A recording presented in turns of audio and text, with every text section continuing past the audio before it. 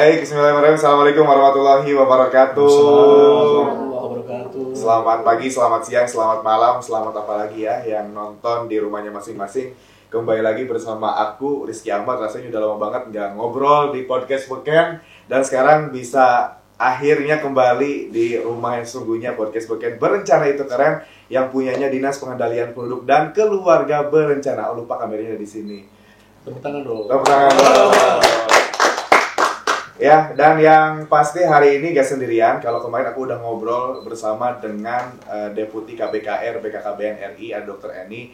Dan sekarang ada yang paling spesial lagi datang ke Karawang. Ini jauh-jauh datang dari Bandung ke Karawang, tapi katanya sih asli orang Karawang. Kita pengen ngobrol-ngobrol bareng PLT Kepala Perwakilan BKKBN Provinsi Jawa Barat, Bapak Dr. Dedi Ahmad Roswandi.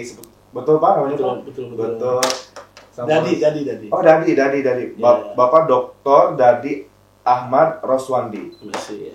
Betul, terima kasih banyak Pak sudah hadir di Karawang. Sami. Sudah hadir di DPPKB. Ini kali pertama Bapak masuk ke ruangan ya Pak ya? Ya, ini keren lah ruangannya. Gimana Pak, first impression-nya Pak? Wah, ini ya pasti keren ya, ngeliat dari depan juga ya. Di frontnya udah keren, kemudian vibes-nya dapet itu. Nah, kita ngeliat juga keren lah. Mungkin provinsi harus belajar banyak nih Pak Irfan. Oh, Pak Irfan. Pak Irfan juga kan punya podcast Pak di BKKBN Jabar ya. Tapi tidak sebagus Karawang. Karena saya di Karawang aja ngomongnya. Wah, karena Bapak lagi di Karawang. Tapi memang betul kok Karawang paling bagus.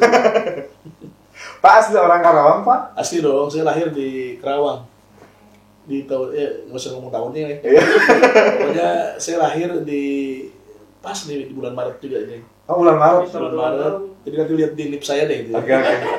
Saya di Karawang ya, kecil di Karawang, ya seperti ke Majalengka gitu ya. Kemudian balik lagi ke Karawang sampai SMA gitu ya. Berarti SMA di mana Pak? Di SMA 3 Karawang ini. Oh, tetangga ya SMA 3. Iya, SMA artis zaman dulu. Bu ya? Saya SMA 4 Pak. Jadi tidak sama mater. SMP-nya di mana Pak? SMP 2 dong. SMP 2 dekat rumah ibu. Oh, di Adiansa. Oke. Oh, SMP-nya di Karawang, SMA-nya di SMA 3 Karawang, dan sekarang Pak menjadi Kepala Perwakilan BKKBN Provinsi Jawa Barat. Iya, itu dikukuhkan bulan apa Pak kemarin Pak? Kan pelaksana tugas ya. Kalau pelaksana tugas cukup diperintah aja. Oh, baik. Diperintah, kemudian ditugaskan di sini. Saya tadi jadi Kalimantan Tengah. Yang lagi mancing di sana ya. Lagi mancing, lagi dinas luar di Sampit. Tiba-tiba saya dapat telepon bahwa saya ditugaskan di Jawa Barat. Ya, saya samina wa ato lah gitu ya. Artinya siap diperintah dimanapun. Dimanapun ya Pak ya, apalagi di Jawa Barat Bapak berasa pulang kampung gitu ya Pak. Iya.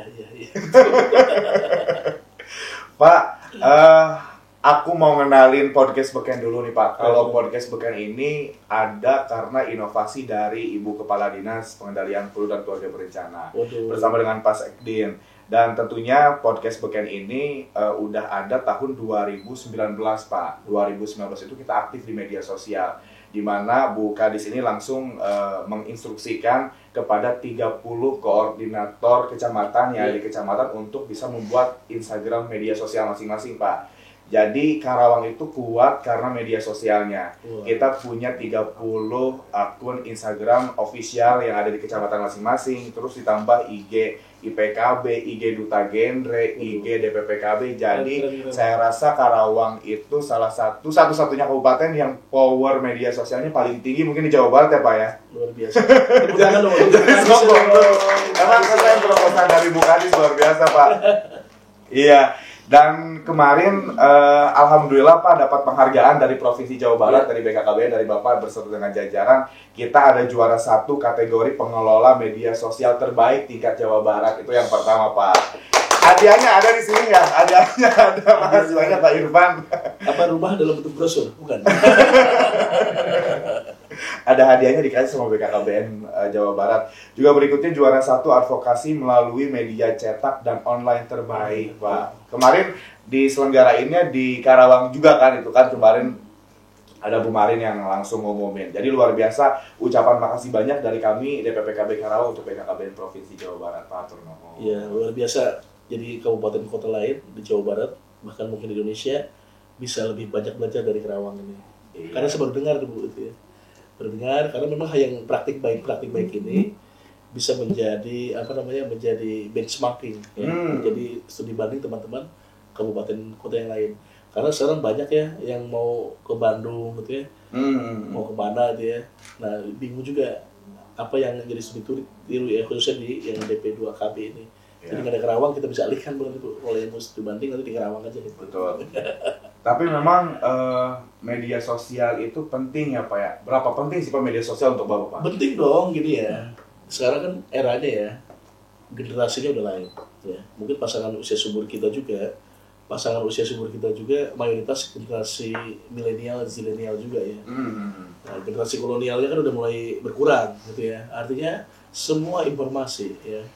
Kalau kata Alvin Toffler dalam bukunya, siapa sih orang yang paling hebat di dunia gitu ya. Siapa yang paling keren?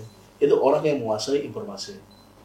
Nah, dan informasi dapetnya dari mana? Dari gadget kita. Ya. Di medsos ini apalagi di BKKBN ada beberapa citra kan. Citra namanya catur citra. Citra organisasi, citra pimpinan, citra program, kemudian citra petugas gitu ya. Artinya citra ini dibangun ya sarananya apa? Lewat media kan. Media ada media konvensional atau media mainstream ya.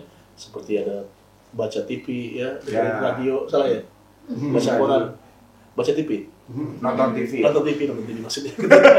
Jadi saya ikutan mikir juga. Jadi memang itu media mainstream ya. Media mainstream itu mungkin sekarang teman-teman misalkan ya, mungkin di rumah sudah ada TV tapi nggak pernah nyalain kan. Jarang kalau sekarang Pak. Apalagi TV-nya nggak smart ya. Harus pakai set-top box dulu Pak. TV sama handphonenya smart tapi pikiran kita nggak smart. Belum maju. Sehingga medsos itu menjadi penting. Di sini pencitraan organisasi, lembaga, program, petugas, pengelola program ada di dalamnya. Dengan medsos yang bisa diakses tanpa batas seluruh dunia real time, kita bisa melihat kejadian apa di Ukraina, bisa melihat kejadian apa di Brazil, detik itu real time. Jadi nggak bisa dibohong-bohongin tuh dia. Nah, sehingga medsos itu memang menjadi garda terdepan. Jangan-jangan kita bekerja misalkan diam-diam aja, kayak dukun kan diam-diam ya.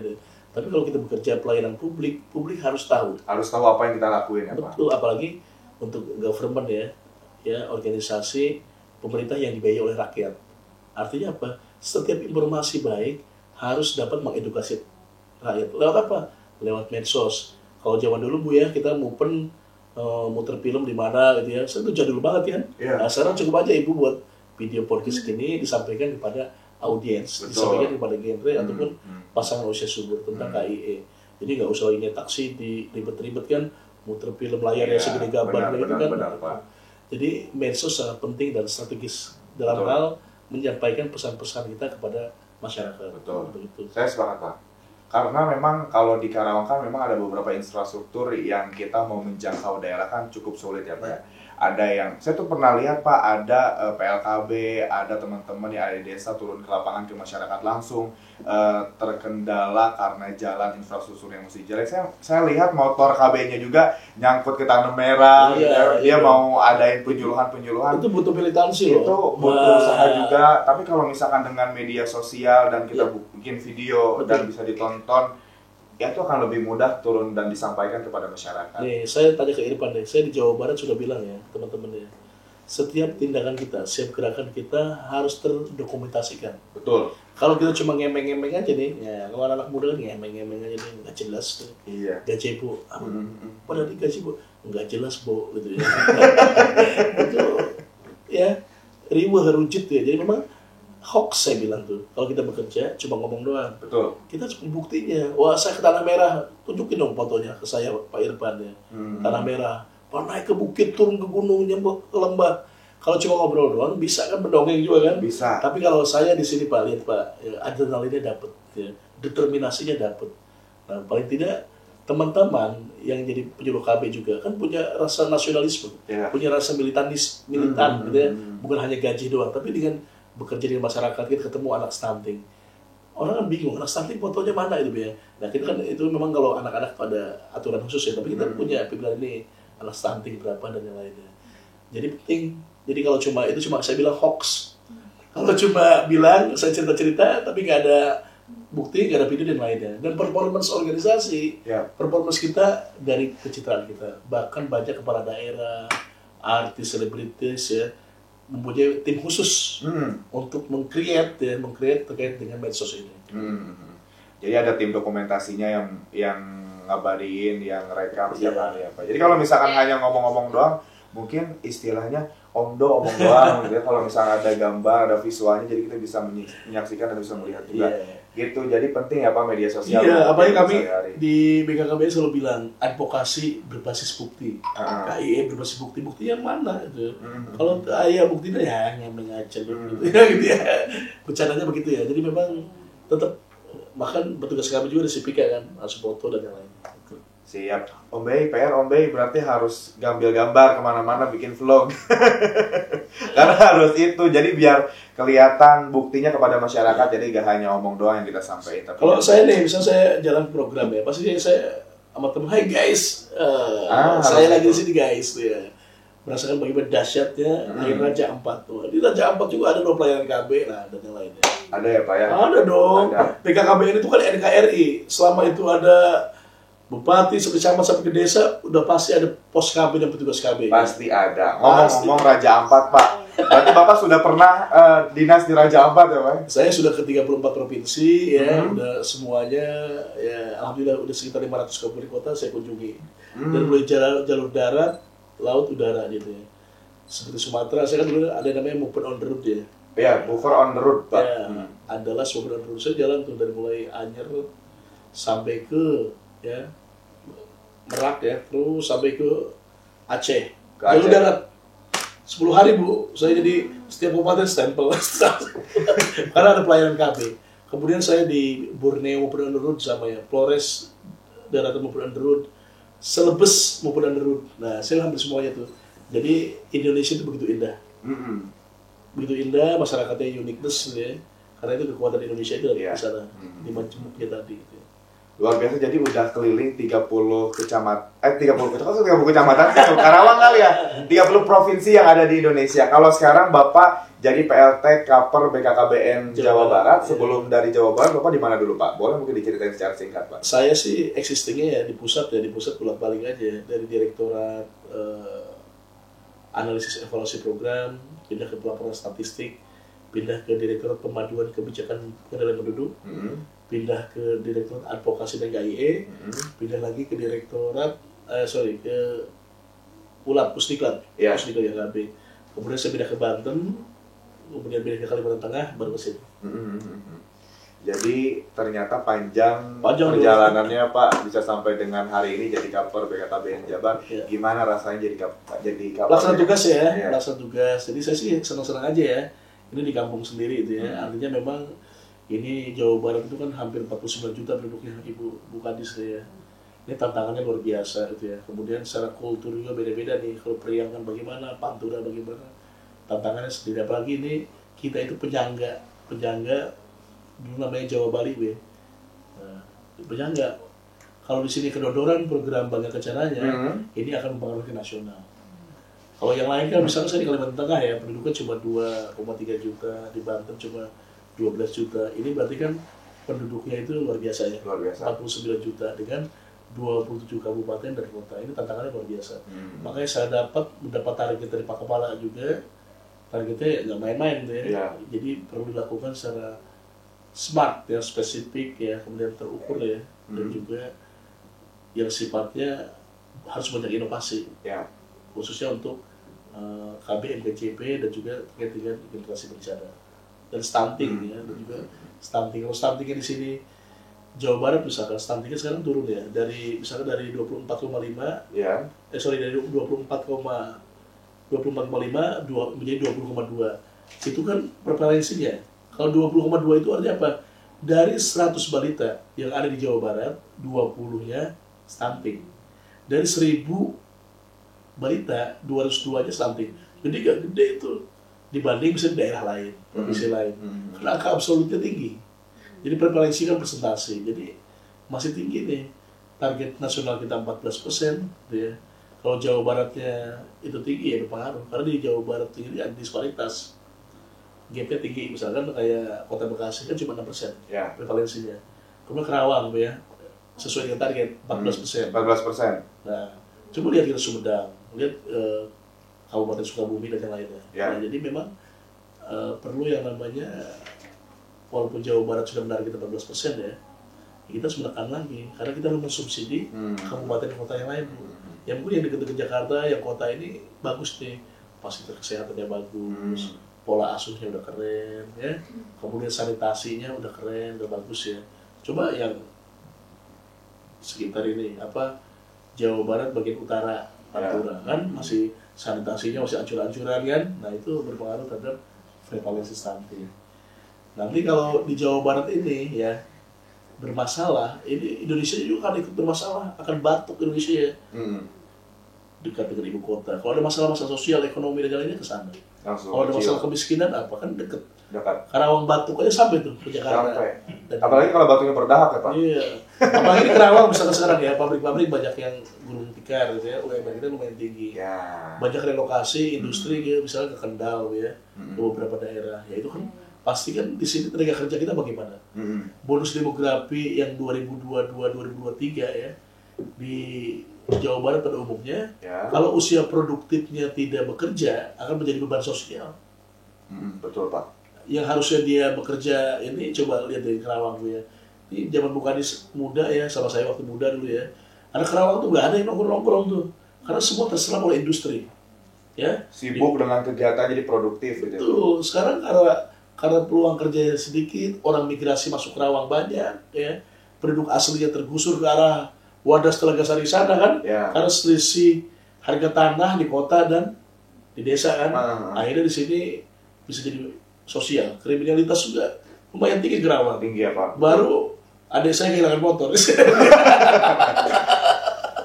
Berani. Tetangga saya udah CCTV susah, karena CCTV nggak bisa teriak. Kalau CCTV bisa teriak tuh keren tuh, makanya bikin genre dong. Genre inovasi, CCTV bisa teriak, nggak ada tuh Mas. Itu nanti kita jadi PR aja Pak buat video itu. Cepet ya. CCTV bisa teriak, gimana caranya? Ini motor itu ya, motor itu saya lihat tuh, kemarin masih muda yang ngambil motor kelihatan CCTV ya, di gang saya tuh di Taman Baya, saya di dekat Anjung tuh ya. Oh ya. Nah itu udah kayak kacang goreng deh. Di rumah kakak saya hilang, adik saya hilang motor. Jangan untuk saya di sini yang punya motor, jadi sering ya. Jadi memang itu saya lihat orang-orangnya masih muda. Artinya apa coba? Kalau dia bekerja ya di formal nggak mungkin tuh punya udah masih di jam kerja. Coba misalnya kalau adik-adik deh, kalau main masih ada yang nongkrong, gitar-gitaran, yang ngamen makin banyak kan? Banyak. Nah itu akibat apa? Usianya produktif ya, tapi bekerjanya seberautan, nggak ada peluang kerja, akhirnya apa? Jadi buat masalah. Padahal tenaganya masih kuat, otaknya masih cerdas dan yang lainnya. Bergaul akhirnya nanti bisa kena narkoba dan yang lainnya. Ini tantangan generasi Kerawang gitu ya. Generasi muda nanti kalau kita generasi muda gini, untuk Indonesia emas di 2045 susah tuh. Padahal orang-orang ini adalah orang-orang yang akan bayar pajak. Sedangkan Bu Sophia sama saya nanti kan lansia. Kalau udah lansia itu ya depend on sama pajak ini. Nah jadi anak muda Kerawang harus bergerak gitu, bagaimana cara solusi entrepreneur, jangan mau jadi pegawai negeri, jangan mau jadi pegawai kantoran, harus punya inovasi yang lain ya Pak. Kan banyak tuh yang tukang jualan somai apalah Ima ya. Ya kan ada dimsum kan banyak kan. Ya Irma itu banyak tuh. Iya. Itu ada. Aku menyebutin tadi. Oh iya, ini nanti diingat ya. Ini saya nggak di endorse loh ya. Tapi semoga aja produknya nyampe sini Pak. Jadi entrepreneur itu penting ya. Ini Sophie masukin anak muda bisa menjadi role model. Betul. Role model Kerawang bahwa kita bisa produktif. Makanya saya di ngobrol-ngobrol ya, saya di Banten sendiri ya. Genre Bu ya, itu banyak terlibat di dalam remaja cegah stunting. Jadi remaja itu mengumpulkan baju-baju pejabat Bu kan. Kalau pejabat baju-baju masih bagus-bagus tuh. Kan badannya makin mekar tuh, udah sempit kan. Daripada lemari dikumpulkan oleh anak-anak genre, kemudian ada Car Free Day dia jualin tuh. Nanti hasil uangnya itu buat anak-anak risiko stunting. Sekali lagi buat kasih organisasi. Nah, saya mendorong genre itu produktif gitu Bu ya. Nah, saya bahkan di Kalimantan Tengah gitu ya, genrenya itu bikin event. Bekerja sama dengan Bank Indonesia, jadi bikin event Bu. Lomba. Jadi genre bukan hanya casual aja. Nanti ada genre sport, ya, genre art and craft, ada genre musik dan yang lainnya. Ada yang lain-lain ya Pak, jadi genrenya soft skill, betul. Betul. Karena di Kerawang saya lihat banyak event, ya, banyak kegiatan, ya, genrenya harus bisa mengorganize, gitu ya. Ini Bu Sophie nggak repot-repot lagi cari-cari ini. Nggak, Bu Sophie sudah percaya ke genre. Karena genre-genre kita keren semua, ya, Betul. ya kan? Tapi ngomong-ngomong soal kayak bonus demografi tadi Pak, remaja kan yang harusnya produktif karena memang perusahaan yang semakin kesini gulung tikar karena memang UMK Karawang tertinggi, UMR-nya tertinggi, jadi banyak yang pindah ke kota kabupaten lain dan ini mengakibatkan angka kriminalitasnya tinggi, anak mudanya susah mendapat pekerjaan, yang dimana nantinya ujung-ujungnya berdampak ke kemiskinan yang semakin banyak kan gitu ya Pak ya. Jadi dan ujung-ujungnya setelah kemiskinan dia nikah, punya anak, dia nggak bisa memberikan konsumsi atau makanan anaknya secara sehat kan itu jadi timbul gejala resiko stunting ya Pak. Ngomong-ngomong soal stunting di Karawang itu sudah turun Pak. Yang pertama karena memang ketua TPPS-nya adalah Bapak Wakil Bupati Karawang, Bapak Haji Saifullah SE, yang beliau itu punya program 1 hari 1 telur yang informasinya berapa bulan? 6 bulan ya. Ada 6 bulan. Dan kemarin saya menyaksikan Pak, betul memang Pak Wakil Bupati Ketua TPPS langsung turun bersama dengan Ibu Kadis ke masyarakat yang ada di Rengas Dengklok memberikan telur kepada beliau yang risiko stunting itu.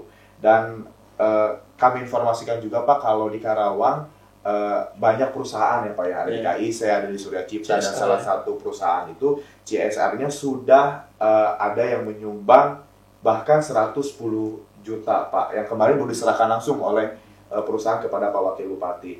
Dari usaha-usaha berikut tentunya Karawang juga mendapatkan penghargaan Pak karena turunnya resiko stunting tadi yang dari 20% sekian menjadi 14% yang kemarin diberikan oleh Kepala Perwakilan BKKBN Jawa Barat. Gimana sih Pak tanggapan Bapak mengenai penurunan angka stunting di Karawang sampai dengan hari ini? Ya, betul ya. Tapi saya tambahin dulu tadi ya. Jadi bukan satu-satunya faktor orang migrasi perusahaan itu ya. Betul Pak, salah satunya. Jadi nanti Pak Kapro mau gini gara-gara UMK ya enggak. Saya di demo buruh enggak. Jadi begini, itu salah satu variabel ya. Salah satu variabel. Nanti diedit aja kalau. Salah satu variabel itu banyak juga misalkan link and match. Artinya lulusan-lulusan kita ya itu nggak sesuai dengan kebutuhan perusahaan. Betul. Ya. Bisa jadi dia butuhnya orang teknik gitu ya, yang spesifik, bisa metodologi, kita adanya teknik mesin jahit misalnya, itu nggak matching tuh. Ya, artinya memang banyak variabel sih ya yang menentukan itu. Jadi memang SDM Karawang juga harus dibekali oleh hard skill maupun soft skill. Dengan jiwa entrepreneur. Jadi biar kita banyak pilihan. Orang berpikir kalau kita kuliah S1, S2 ya, orang berpikir itu akan akan sesuai dengan kerja kita, belum tentu. Betul. Ya, S1, S2 itu akan menentukan nanti terkait dengan kecerdasan intelektual kita. Misalkan kalau kita jualan somai nih, gitu ya, itu jualan somai kalau misalnya anak-anak ini yang pendidikannya rendah mungkin somainya cuma somai gitu doang deh. Tapi kalau saya S1 ya, wah saya kasih mozzarella deh, gitu ya. Kita banyak keju apa? Kasih keju lah, biar meleleh-leleh gitu kan. Nah, itu jadi pendidikan itu bisa buka kunci beberapa pintu. Betul. Gitu ya. Kemudian makanya nyambung ke stunting tadi ya. Jadi kalau kita melihat di stunting kan ada 2 faktor ya. Ada yang namanya spesifik, ada yang sensitif. Ya. Yang sensitif ini 70%. 70% variabelnya, sanitasi, kesehatan lingkungan, pola asuh dan yang lain di dalamnya. Jadi kalau kita melihat memang remaja, misalkan remaja yang nikahnya terlalu muda, ya masih SMA ya, banyak yang pacaran, akhirnya bisa jadi unwanted pregnancy, kehamilan yang tidak diinginkan. Ya. Dia usia anak, menikah dengan anak, mengeluarkan anak. Nah, jadi anak punya anak ya Pak? Iya betul. Nanti psikologinya nggak siap, kesehatannya nggak siap. Artinya apa? Nanti bisa jadi nanti ke depan adanya jus itu apa? Janda usia sekolah. Janda usia sekolah. Duda usia sekolah. Ya, harus di sekolah tapi ya kan sama-sama emosi kan. Iya, benar. Ya akhirnya dia sekolahnya nggak selesai, apa jadi beban masalah. Kemudian kalau kita menikah kan harus udah pasti tuh peluangnya punya anak kan besar. Ya. Sedangkan remaja sekarang kalau menikah kan ingatnya cuma prewed, cateringnya di mana, mau nikah di mana tempatnya. Betul. Tapi dia nggak pernah bicara tentang status gizi kesehatannya. Setelah pernikahannya nanti gitu ya. Iya, dicek nggak salah satu gizi kesehatannya?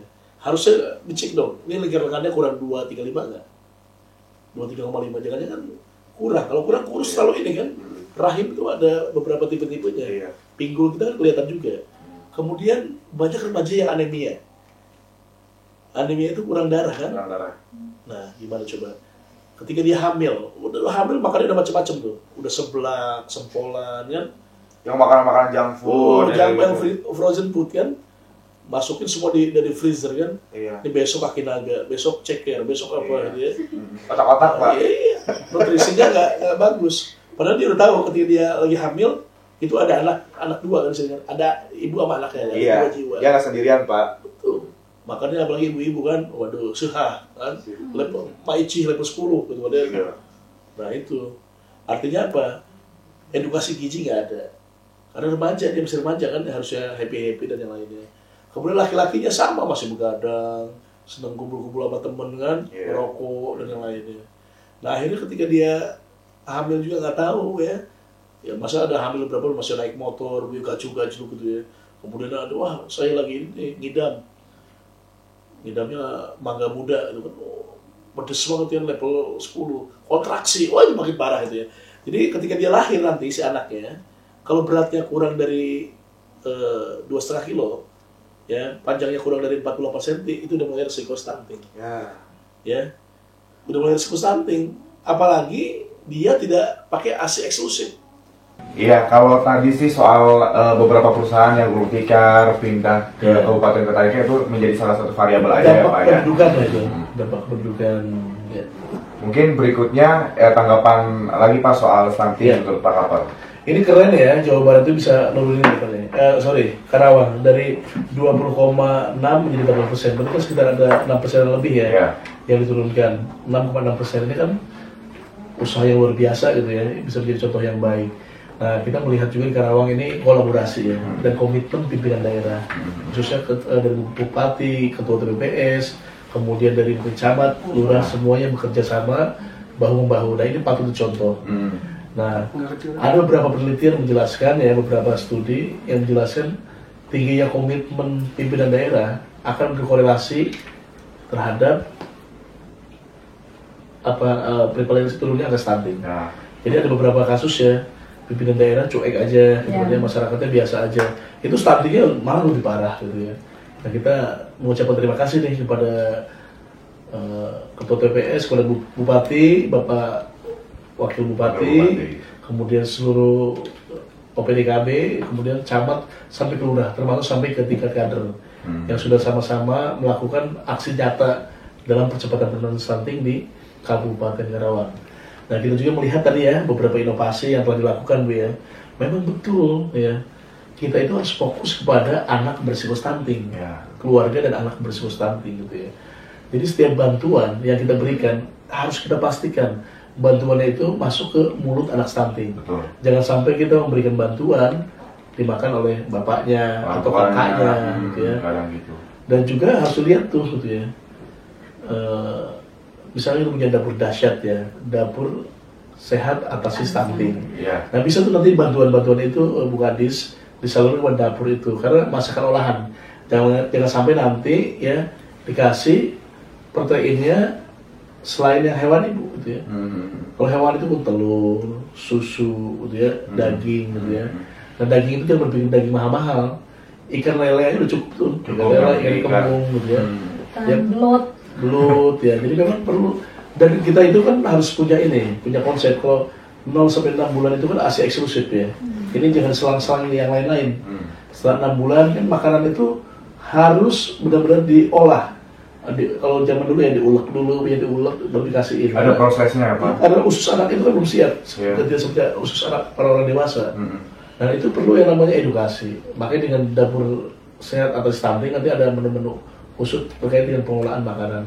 Nah sekarang kan orang pengen instan, dikasih bubur instan apa instan, kita nggak tahu pengawetnya bagaimana. Banyak tuh Pak di sini yang jualan bubur instan yang setiap pagi ada, tapi kan kita nggak pernah tahu apa kandungan dalam. Harusnya sih emang ibu-ibu nih, makanya kalau ibu-ibu tuh ya, ini generasi muda ya, perempuan ya, itu anak yang cerdas dilahirkan dari ibu-ibu yang cerdas. Nah, setuju. Gitu. Jadi kalau ibunya nanti menye-menye, itu kan ya kamu nanya, itu nggak jelas. Kamu nanya, bertanya-tanya. Nanti harus dibaca, ibu-ibunya nih, ibu muda khususnya ya.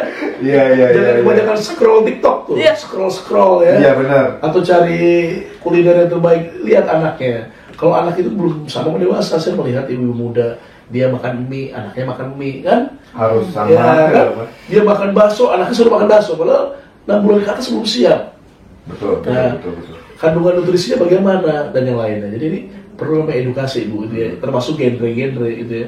Jadi dalam persiapan menikah ini harus lahir batin harus siap, termasuk mengelola ini. Masa setiap hari makan nasi padang kan? Ya mungkin kan harus masak di rumah dan agak kecukupan gizi setiap orang kan berbeda, sehingga butuh yang lainnya. Ini keren ya. Jadi inovasi di Karawang ini ya bisa diadopsi ya atau bisa ditiru oleh kabupaten kota yang lain. Jadi kalau misalkan yang dekat-dekat Karawang langsung aja ke sini deh ya, kalau mau benchmarking gitu ya, studi tiru. Karena nggak banyak ya beberapa inovasi yang dilakukan tuh, banyaknya dari pusat begitu plak gitu ya. Padahal kita berpikir ada yang namanya kearifan lokal, ya kearifan lokal. Mungkin kalau Pak Dadi dari pusat meng-KIE orang ya dengan bahasa Indonesia, mungkin kalau di Karawang dengan bahasa daerahnya, dengan media lokalnya itu kan lebih mengena di sasaran. Gitu ya. Jadi itu saya lihat keren di Karawang ya. Jadi kalau teman-teman nih ya, khususnya genre-genre pengen lebih tahu tentang genre Karawang, langsung aja ya. Langsung aja datang ke sini Pak Kurnia. Siap. Karena genre-nya sudah teredukasi tentang remaja penting, namanya remaja peduli stunting. Iya, jadi makanya untuk mencegah adanya risiko stunting lagi, mungkin dari kesiapan para remaja juga ya Pak ya, supaya lebih siap lagi. Kalau di BKKB itu ada yang namanya program 2125 keren. Oh iya. Ya kan 2125 keren itu usia. Saya buat iklan loh itu dulu. Kayak 2125 itu ada kan ya itu. Ada. Oh Bapak yang ini? Oh iya, saya dua minggu saya syuting itu. Oh, tapi saya di belakang kamera nggak kelihatan. Gitu. Saya tinggal cut yang cocok di gerakannya gitu, natural. Jadi syutingnya dijaga karsa itu. Iya, tapi saya nggak ada Pak di video itu. Malah kita suruh aja. Yang dulu yang pernikahan dini itu saya menangani juga itu. Iya benar. Kemudian ya dan yang lain-lainnya. Karena saya dulu kan di daerah advokasi KI yang buat film-film itu. Jadi kita bikin nanti kita bikin ya. Boleh aja. Nanti kalau bikin lagi ajakin genre Karawang ya. Iya dong, bisa lah. Gratis kan? Gratis. Oh, saya ada Pak. Dan kita sekalian jalan-jalan ke Bandung katanya. Nanti Pak Ivan ya. Catat. Nanti aku yang kalau Pak Ivan langsung. Kalau orang Karawang catat. Tapi bukan karena bapaknya lagi di Karawang kan? Saya itu dulu Bu ya, saya seumur-umur ya, ini masalah kembali remaja juga harus peduli terhadap lingkungan loh ini, terhadap dampak pendudukan. Di sini kan dinasnya pengendalian penduduk dan keluarga berencana ya. Nah ini remajanya juga harus belajar tentang population mainstream gitu ya. Kan di dalam populasi itu ada dua, ada population influence ya, ada population responsive. Kalau population influence itu kita itu bisa mengantisipasi kedepannya bagaimana. Makanya ada GDPK Bu ya, Grand Design Pengendalian Kependudukan. Iya, Grand Design. Nah, di sana itu bisa dilihat Karawang nanti pertumbuhannya lipat ganda itu kapan. Di Karawang kebutuhan orang berapa? Pemudanya butuhnya apa? Ya, usia produktif apa? Ini remaja juga harus peduli khususnya untuk lingkungan Bu ya. Nah, kalau ledakan penduduk terlalu tinggi ya, mungkin dulu di sungai-sungai jarang ada rumah, sekarang udah mulai banyak rumah Bu ya. Bahkan dulu waktu saya kecil ya, kalau saya sekolah itu dari mulai Tambak Baya itu ya, lanjut saya nyusurin itu Sungai Citarum tuh dari kantor pos itu Bu ya. Iya. Terus jalan Citarum, tiba-tiba saya keluar dari Arsa, dulu masih hijau-hijau indah gitu ya. Nggak pernah Karawang itu banjir Bu ya, walaupun ada lagunya kan. Karawang Deklok Citarum banjir itu ya. Tapi zaman dulu, saya sekarang baru kaget ternyata Karawang banjir bisa lama-lama juga tuh dari perumahan-perumahan. Berarti apa? Population response influence nggak diantisipasi. Nah remaja itu peduli lingkungan juga. Nah, artinya belajar tentang lingkungan, kebersihan. Coba lihat sampah-sampah juga mulai kan nggak teratur karena udah pasti naiknya laju pertumbuhan penduduk akan membebani daya dukung dan daya tampung lingkungan. Apalagi nanti Karawang dulu soal sumber pangan sekarang sawahnya jadi perumahan, jadi kuburan dan lain-lain. Nah, itu remaja harus peduli juga genre itu. Jadi bukan hanya peduli cash pro, tapi peduli juga dengan isu-isu kependudukan.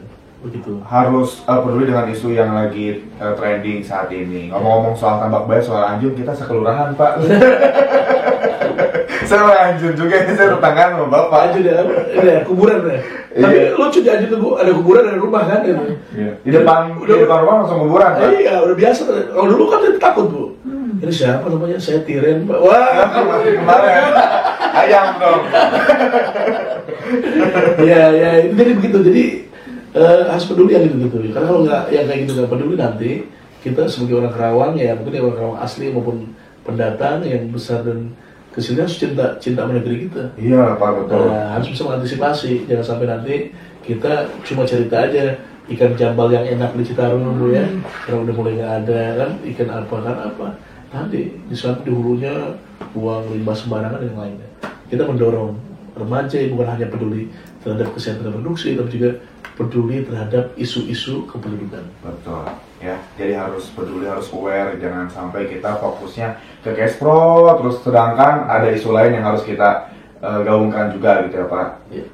Baik, soal stunting tadi Pak, tidak terlepas dari media sosial yang menjadi sarana untuk menurunkan angka stunting supaya masyarakat tahu, yang pasti ada peran para penyuluh juga Pak, ini penting ya Pak ya. Informasinya di Karawang akan ada 107 PLKB non-PNS Karawang yang mau ikut seleksi P3K Pak, ya kan? Kasih motivasi Pak buat teman-teman yang mau ikutan P3K, kira-kira apa Pak? Ya, saya semua. Saya punya sahabat juga itu P3K ya, Mas Wali itu yang di sana itu ya. Jadi memang yang pertama memang karena ini P3K ini kan sudah terbiasa ya di kegiatan penyuluhan, advokasi KI dan yang lain-lainnya. Semua jangan khawatir itu ya. Apalagi nanti ada tes di Jawa Barat ya Pak Ipan ya. Nah kalau ditanya tuh ya kalau udah biasa lapangan bisa. Karena memang kalau tahun kemarin tesnya kan mayoritas CAT semua kan ya. Nah, sekarang ada uji kompetensi ya di Jawa Barat nanti ya. Nah artinya teman-teman kalau udah biasa udah bisa gampang lah gitu ya. Udah artinya kalau udah belajar sungguh-sungguh kan Pak teman-teman juga udah pernah belajar di Pusdiklat ya, di Latbang ada beberapa. Kalau kisi-kisi nggak apa-apa Bu gitu ya, kan bukan bocoran, kisi-kisi kan dipelajari aja ya, kisi-kisi dipelajari kemudian memang nanti akan lihat performance-nya Bu gitu ya.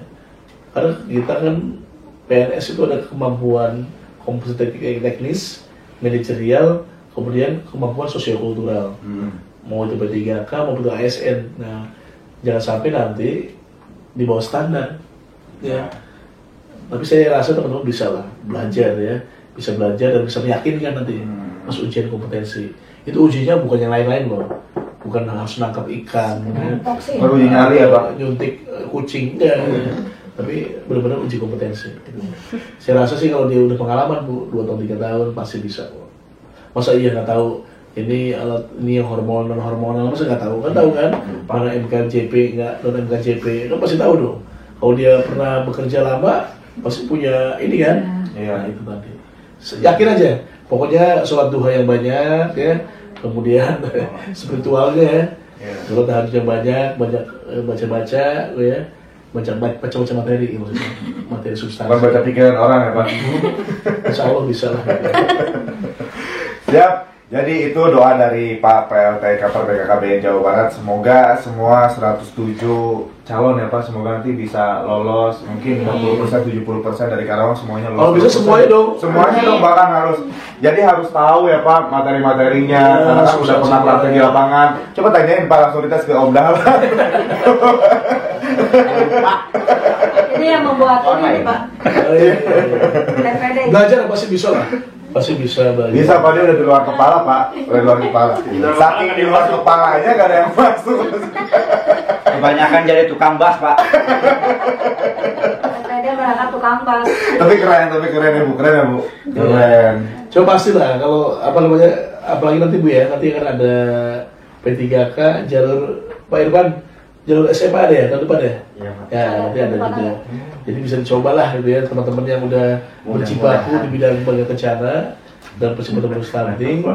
Ini nanti dengan rekomendasi dari Ibu Kadis kan bisa mendaftar lagi gitu. Jadi jangan menyerah. Jangan menyerah. Dan tolong tambahin backsound itu ya. Siap. Pak, kapan hatur nuhun? Ya, sami-sami ya. Terima kasih banyak sudah berkunjung ke podcast Beken, luar biasa. Aku senang banget bisa ngobrol bareng Pak Kapar. Berarti Pak Irfan di-tag ya? Oh ya, nanti langsung di collab aja bareng-bareng di Instagramnya. Hatur nuhun Pak Kapar. Sami-sami, terima kasih buat teman-teman Kerawang, semangat terus gitu ya. Siap. Kita punya tujuan mulia, menuju Indonesia Emas di 2045 dan juga menjadi Jabar juara di tahun ini. Oh, Jabar juara, Karawang juara. Pak Kapar, hatur nuhun. Sami-sami. Closing statement saya pengen Pak Kapar kasih satu kata untuk Karawang, kira-kira apa? Karawang ya? Ya. Karawang keren. Mulai dengan podcast Beken yang bencana itu keren. Hatur nuhun Pak Kapar sudah berkunjung ke Karawang. Ya, sami-sami. Sehat selalu. Ibu Kadis, kemudian teman-teman genre, menjadi host yang luar biasa. Terima kasih banyak. Nanti kita ketemu lagi Pak Kapar, hatur nuhun. Siap, sami-sami. Terima kasih banyak sobat Beken berencana itu keren. Alhamdulillahirobbilalamin kita sudah ngobrol dengan Pak PLT Kepala Perwakilan BKKBN Provinsi Jawa Barat. Kita doakan semoga Pak Kapar sehat selalu, bisa terus berkunjung ke Karawang dan semoga nanti masyarakat Karawang semakin sejahtera karena tidak ada lagi penyakit-penyakit yang mengkhawatirkan lagi. Amin, amin ya robbal alamin. Baik, saya Rizky Ahmad Pribadi, pamit undur diri. Jangan lupa di like, di komen, dan di subscribe. Pak, ajakin Pak buat di like, di komen, dan di subscribe. Jangan lupa ya, like. Loncengnya nyalain. Iya. Baik, terima kasih. Assalamualaikum warahmatullahi wabarakatuh.